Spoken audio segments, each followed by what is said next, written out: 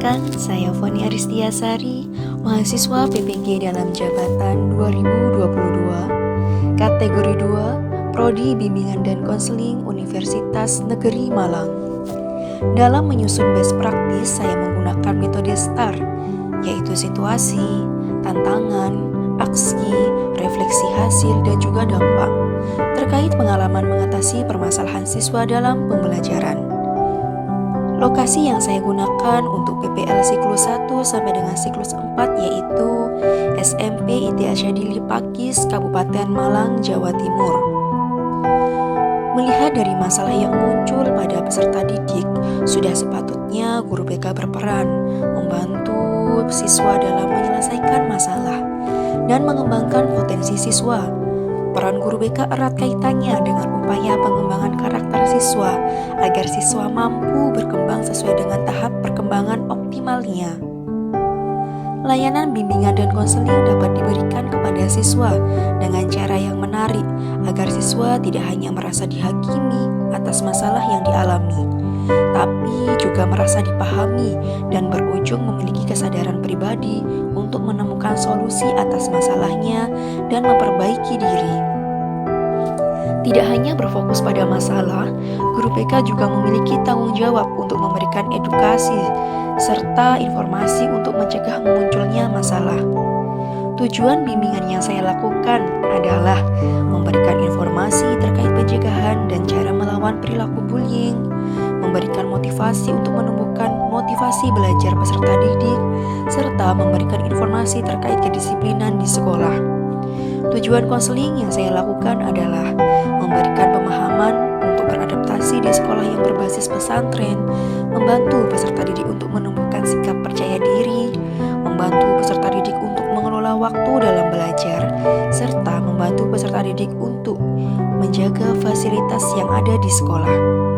Praktik ini penting untuk dibagikan karena dapat menimbulkan dampak yang sangat besar dan luar biasa dalam proses layanan, yaitu guru BK sebagai motivator memiliki peranan yang penting, yaitu hendaknya dapat mendorong peserta didik untuk tidak melakukan tindakan yang menyimpang, sehingga praktik ini dilakukan untuk mencegah tindakan menyimpang, dan praktik ini penting dibagikan agar menjadi referensi atau inspirasi baik rekan guru yang mengalami permasalahan yang sama dengan saya, sehingga berdampak pada perbaikan layanan yang diberikan ke peserta didik. Yang menjadi peran tanggung jawab saya dalam praktik ini yaitu saya yang berperan menjadi guru BK mempunyai tanggung jawab untuk melakukan proses pemberian layanan secara efektif dengan menggunakan metode, media, dan model pembelajaran yang tepat sehingga dapat memberikan pemahaman terkait materi yang akan disampaikan dan tujuan layanan bisa tercapai sesuai yang diharapkan.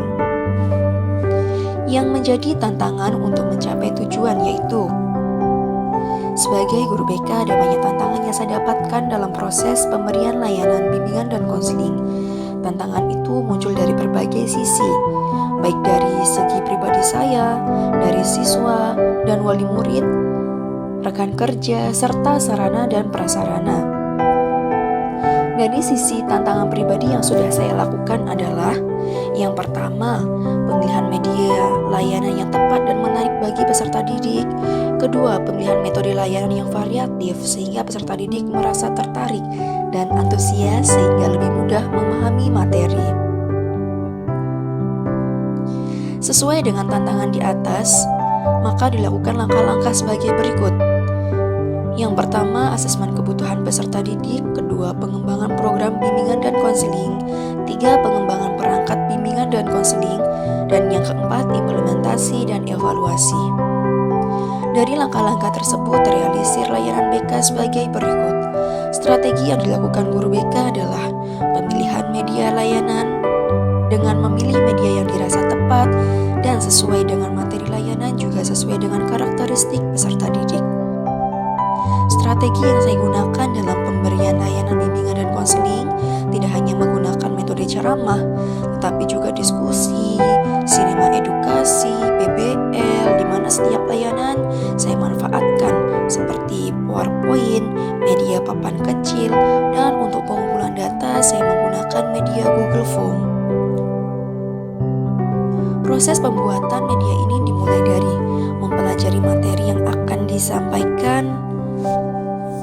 Kemudian guru BK membuat media layanan yaitu PPT interaktif berisikan video dan juga gambar.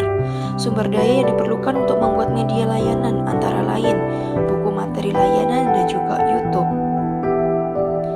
Proses pemilihan model ini pertama guru BK mempelajari apa saja model-model dalam pembelajaran, lalu memahami karakteristik peserta didik dengan melihat kemampuan dasar dan kebiasaan peserta didik yang terlibat dalam layanan ini, yaitu peserta didik SMP ITS Syadili Pagi sebagai sentral dalam proses kegiatan, mengikuti seluruh kegiatan pada kegiatan PPL 1 sampai dengan siklus 4.